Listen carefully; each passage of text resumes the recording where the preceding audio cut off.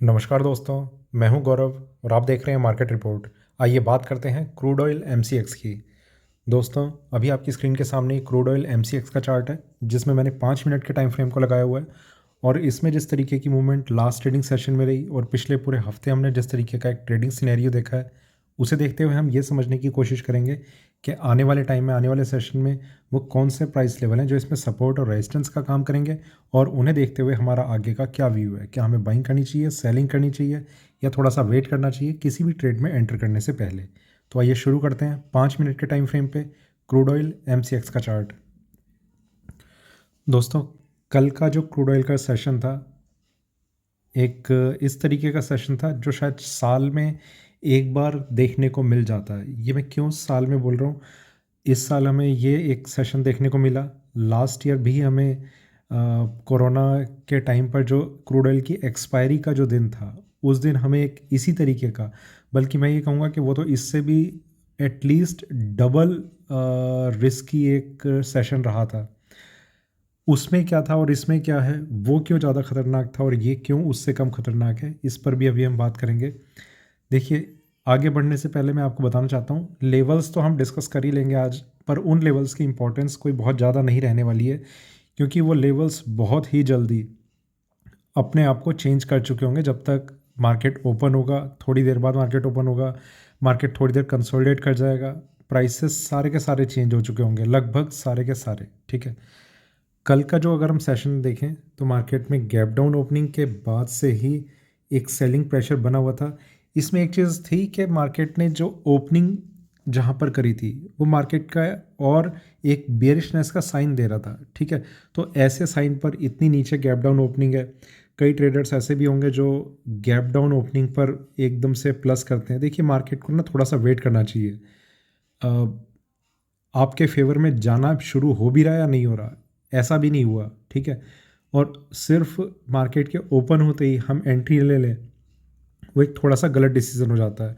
Market में gap down opening, और वो ओपनिंग भी मार्केट की वहाँ पर हुई थी जहाँ के बाद और बेरिशनेस नज़र आ रही थी। पर ऐसे टाइम पर दोनों ही साइड का ट्रेड लेना मेरे लिए थोड़ा सा ज़्यादा गलत रहता है, ना बाइंग ना सेलिंग। उसका रीज़न ये कि मेजर गैप डाउन ओपनिंग है तो सेल करना भी गलत है, और लॉन्ग पोजीशन क्रिएट करना वो इसलिए गलत है क्योंकि मार्केट ने जिस तरीके का एक सेशन स्टार्ट किया है गैप डाउन ओपनिंग के बाद, तो जब तक रिकवरी के साइन स्टार्ट ना हो जाए इंट्राडे में, तब तक बाइंग करना गलत डिसीजन रहता है। यहाँ पर हमने देखा मार्केट में यहाँ थोड़ी सी रिकवरी आई। बहुत से ट्रेडर्स ने ये समझा कि अब शायद एक फाइनल एक अपसाइड व्यू बन जाएगा, और ऐसा हो भी सकता था। इसमें यहाँ पर भी एक प्राइस था 5470, काफ़ी स्ट्रॉन्ग सपोर्ट लेवल था। अगर कोई ऐसा यहाँ पर बाइंग कर भी रहा है तो उसे यहाँ का स्टॉप लॉस लगाना है। यहाँ से मार्केट नीचे जाते जाते उन सारे लेवल्स को ब्रेक कर गया जो इसमें एक सपोर्ट का काम कर रहे थे, और इसने अपना लास्ट ट्रेडिंग प्राइस सेटल किया 5161 पे। ज़बरदस्त करेक्शन, ब्लड बाथ, मतलब इतनी मेजर करेक्शन है जो हमने इस पूरे साल नहीं देखी है। और जिस तरीके से मार्केट ने क्रूड ऑयल में एक अपसाइड मूवमेंट को कंटिन्यू किया हुआ था, धीरे धीरे प्राइसेस ऊपर की तरफ मूव कर रहे थे। देखिए, 700 रुपये एक दिन में गिरना क्रूड ऑयल का, और 700 रुपये बढ़ने में कितना टाइम लगता है, ये चीज़ मैं आपको इसलिए बता रहा हूँ कि बाइंग और सेलिंग, इन दोनों में एक यही एक छोटा सा डिफरेंस रहता है। बाइंग ज़्यादा टाइम के लिए रहती है पर धीरे रहती है, सेलिंग कम टाइम के लिए रहेगी पर स्पीड से रहेगी। ठीक है, थोड़ा सा आगे चलते हैं 15 मिनट के टाइम फ्रेम पे। यहाँ भी सेम ट्रेंड हमें नज़र आना है। मार्केट ने इससे पहले का जो एक दिन था वो एक कंसोलिडेशन में कंटिन्यू करा, गैप डाउन ओपनिंग, और अपने सपोर्ट के नीचे इसने अपनी ओपनिंग करी है। यहाँ से मार्केट में करेक्शन थोड़ा सा एक सस्टेन करने की कोशिश करी, क्योंकि यहाँ पर एक सपोर्ट था। मार्केट में और ज़्यादा करेक्शन, एक और इसका सपोर्ट था मेजर, वो यहाँ पर। अभी मैं आपको ये भी बताऊंगा कि यहाँ अभी किस तरीके का हमारा एक व्यू रह सकता है। ठीक है, और थोड़ा सा आगे चलते हैं 1 घंटे के टाइम फ्रेम पे।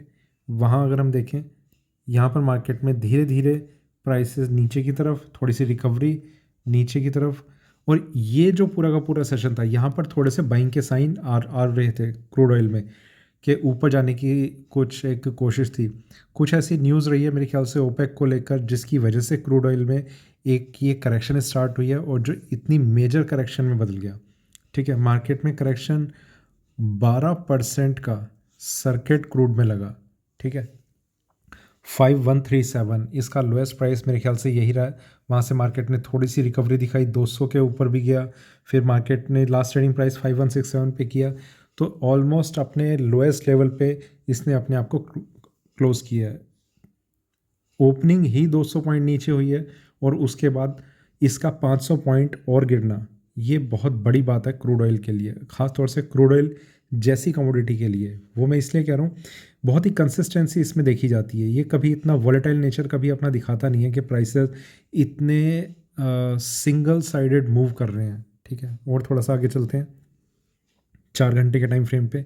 यहाँ पर अगर हम देखें तो क्रूड ऑयल में कुछ इस तरीके का पैटर्न बन रहा था, प्राइसेस ऊपर, कंसोलिडेशन, और यहाँ पर थोड़ा सा और अपसाइड का एक व्यू बनना शुरू हो रहा था।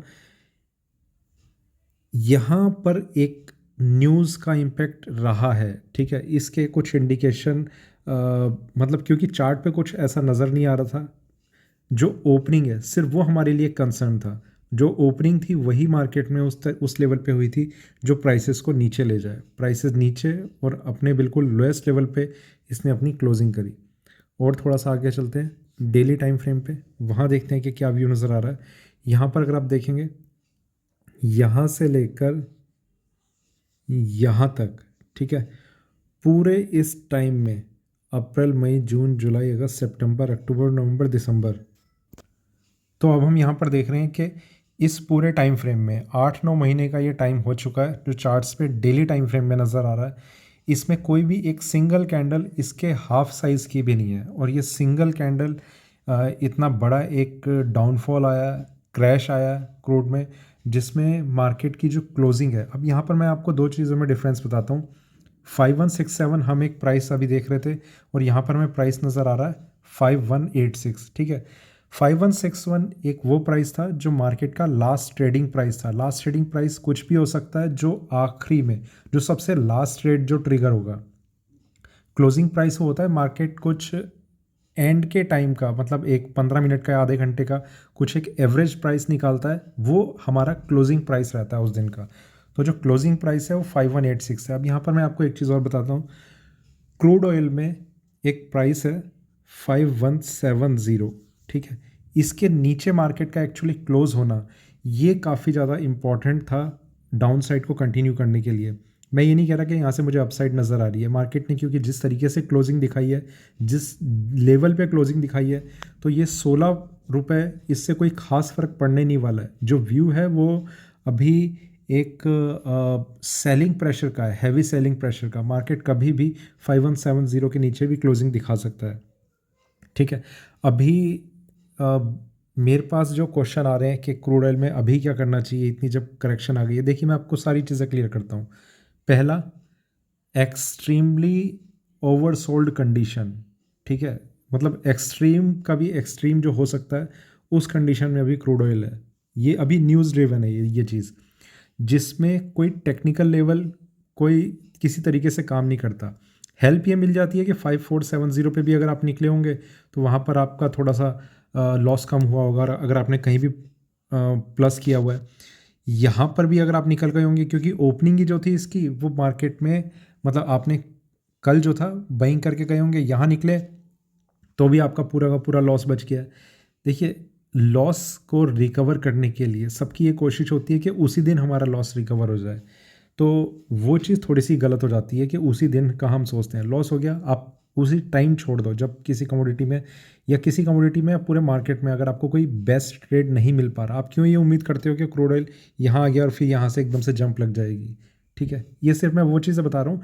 ऐसे टाइम पर माइंडसेट किस तरीके से काम करता है और हमें क्या करना चाहिए, हमें अवॉइड करना चाहिए जब तक कि कोई नेक्स्ट बेस्ट ट्रेड ना मिल रहा हो और जो लिटरली आपके फेवर में हो, उसके लिए वेट करना चाहिए। आप सिर्फ आपकी एक्सपेक्टेशन होती है, आपका दिल चाह रहा होता है कि मार्केट नीचे आ रहा है, अब यहाँ से ये ऊपर चला जाएगा और आपको प्रॉफिट हो जाएगा, पर ऐसा चार्ट्स पे या मार्केट में कहीं भी नज़र नहीं आ रहा होता।